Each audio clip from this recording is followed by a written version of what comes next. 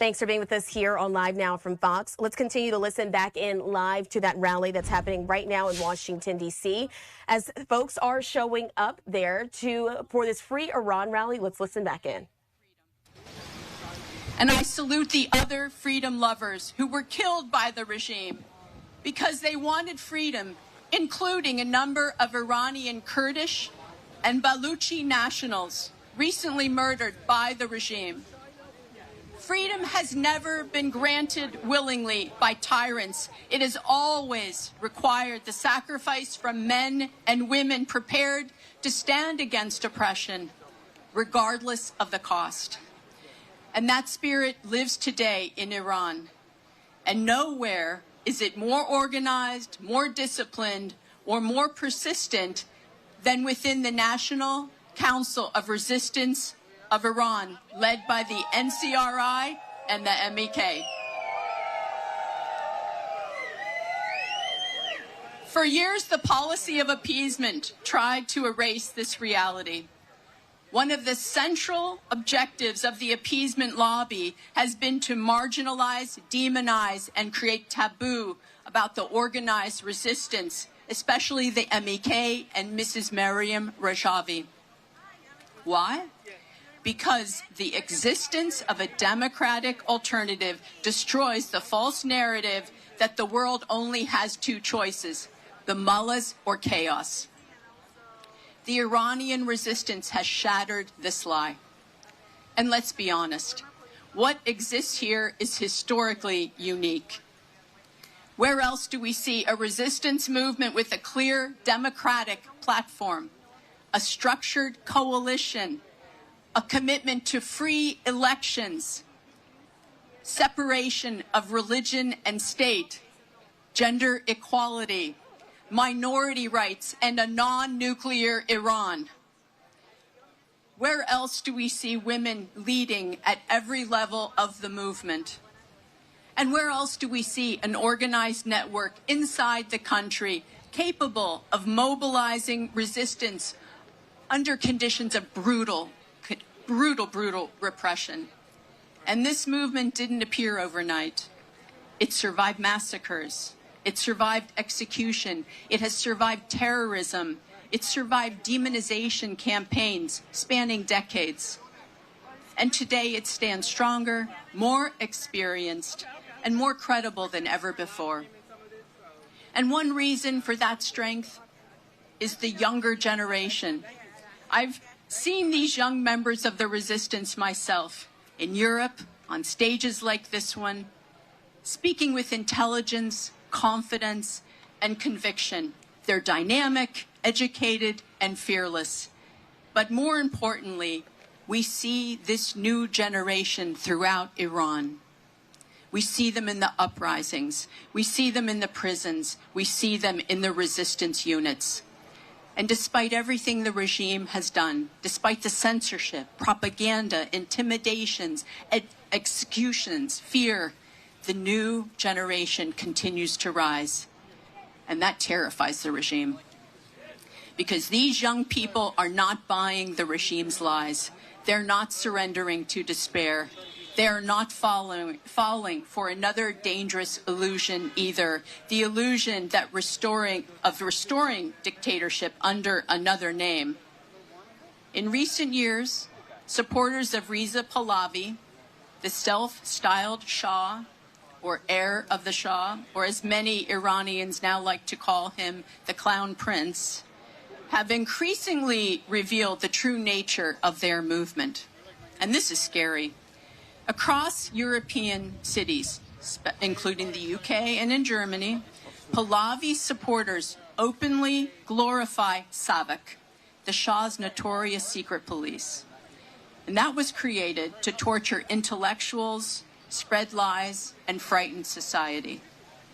We now see individuals marching with large flags bearing the SAVAK emblems, wearing shirts and jackets displaying the insignia of an organization associated with torture chambers, executions, ripped fingernails, and the brutal repression of political dissidents. Other supporters of Reza Pahlavi have gone even further, producing rap songs openly promoting SAVAK and calling for the murder of MEK members. Let's be absolutely clear. It's not freedom of expression. It's vile incitement to violence. It is the glorification of torture and even murder. And in democratic societies, openly advocating for violence against political opponents is not only morally despicable, but it also could constitute a prosecutable criminal offense. And what became of the so-called 50,000, 100,000, 150,000 recruits, the so-called immortal guards? We were told by Pahlavi they would rise up and defend the defenseless protesters during the nationwide uprising in January 2026. Too many have instead emerged as online mobs and street-level hooligans across Europe, threatening, intimidating, and harassing Iranians who reject both the ruling theocracy and the remnants of the Shah's dictatorship. The Iranian people deserve a better choice between two forms of tyranny. And we must also remember an essential historic truth. The crimes of the Shah's regime helped to create the conditions that enabled Khomeini to hijack the 1979 revolution. And by imprisoning, torturing, or executing democratic activists and crushing organizations like the MEK, the Shah decimated Iran's democratic opposition. And when the revolution came and many of the democratic forces capable of resisting clerical extremism had already been weakened or destroyed. And that lesson matters today. The future of Iran must belong neither to the turban nor the crown. It must belong to the Iranian people.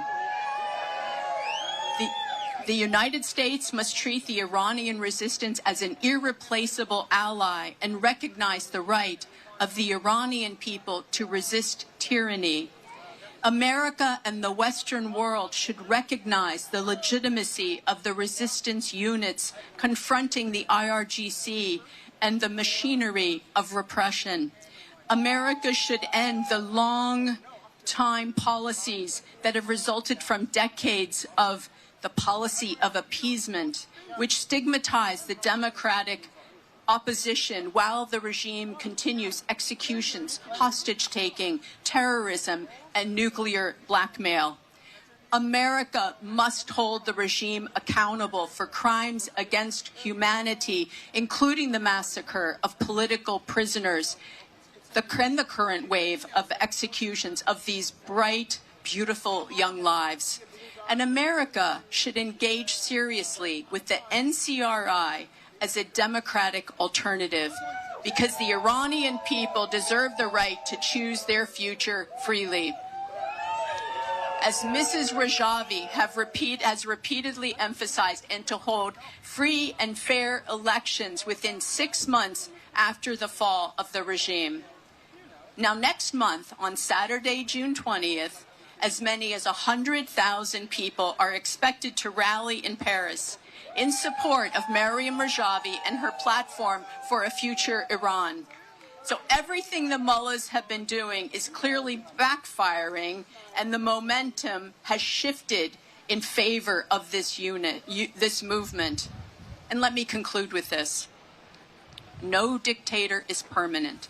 Not the Third Reich of Hitler, not the fascism of Mussolini, not the Soviet Union, not apartheid, not the Berlin Wall, and not the Shah, and not this regime of theocracy. The courage of Iran's defiant prisoners, its rebellious youth, its resistance units, its organized democratic opposition, and most important of all, the leadership of Mrs. Rajavi has already changed the course of history.